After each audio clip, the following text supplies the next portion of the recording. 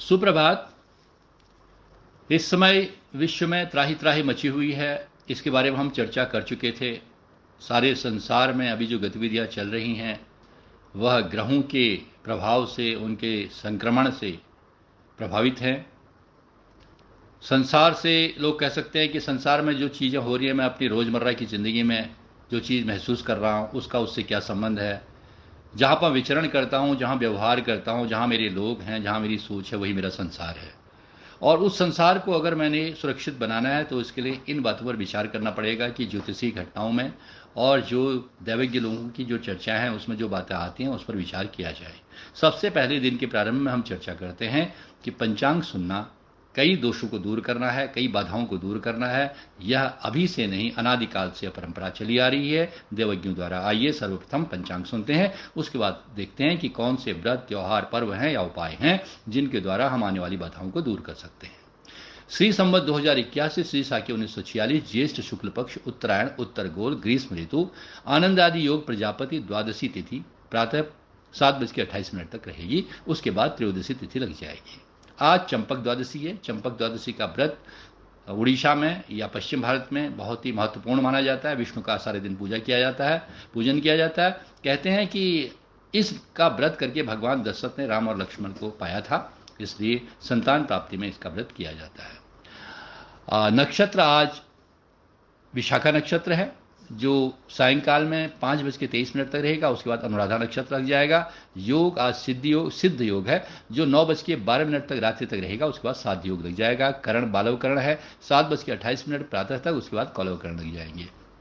आज सौर मास आषाढ़ की 5 गते है। तदनुसार 19 जून 2024 का शुभ दिन है। आज दिनमान 34:45 के हैं। सूर्योदय 5:16 में हुआ उत्तराखंड में और सूर्यास्त 7:10 में होगा। चंद्रमा दिन में 11:05 तक तुला राशि में रहेंगे। उसके बाद वृश्चिक राशि में आ जाएंगे। आज प्रदोष का व्रत रहेगा। मंगल आज भरणी नक्षत्र में गए हैं और चंपक द्वादशी व्रत भी रहेगा। चंद्रमा के आज तुला राशि में रहने से दिन में 11:05 तक कर्क, वृश्चिक और मीन राशि को अपैठ या चंद्र अशुद्धि होगी। इनको अगर कोई शुभ कार्य आज प्रारंभ करना है तो उसको आज टाल सकते हैं। उसके बाद 11:05 के बाद वृश्चिक राशि में चंद्रमा के आ जाने से मेष, सिंह और धनु राशि वालों को चंद्र अपैठ या अशुद्धि रहेगी। इनको अपना शुभ कार्य 1-2 दिन तक टालना पड़ सकता है। सत्यनारायण व्रत की पूर्णिमा 21 तारीख जून को होगी। 21 तारीख जून वर्ष का सबसे बड़ा दिन है जिसमें दिनमान 34:46 होंगे। और 21 के बाद 22 तारीख जून को आषाढ़ का माह में ज्येष्ठी पूर्णिमा होगी और ज्येष्ठी पूर्णिमा से इसको कहते हैं। आषाढ़ मास सौर मास है। तो जो दान करना है, जप आदि कर्म करने हैं वो तो 22 को होंगे, लेकिन सत्यनारायण व्रत पूर्णिमा और चंद्रमा का अर्घ देना ये होगा 21 तारीख को। यह आज का पंचांग है। इसके बाद ही हम आपको बता रहे थे उपाय जो हमने आपको समय पर बताए हैं। उसमें सबसे पहले इस समय जबकि सूर्य मिथुन राशि में, वृक्ष राशि और मिथुन राशि में है और मिथुन राशि में इसमें सूर्य आए हुए हैं और सूर्य के साथ बुध और शुक्र की युति बनी हुई है, तो इस समय सूर्य की आराधना, उनको अर्घ्य देके, विभिन्न पदार्थों से अर्घ्य देके की जा सकती है, जिसका हम समय पर अपने पूर्व सारे ऑडियोज में चर्चा कर चुके हैं कि किस राशि को इस समय कौन कौन सी चीज़ें देनी चाहिए। अभी हम देखते हैं चौराहों पर कि वहाँ पर मीठा शरबत वितरण हो रहा है, बहुत ही अच्छी बात है।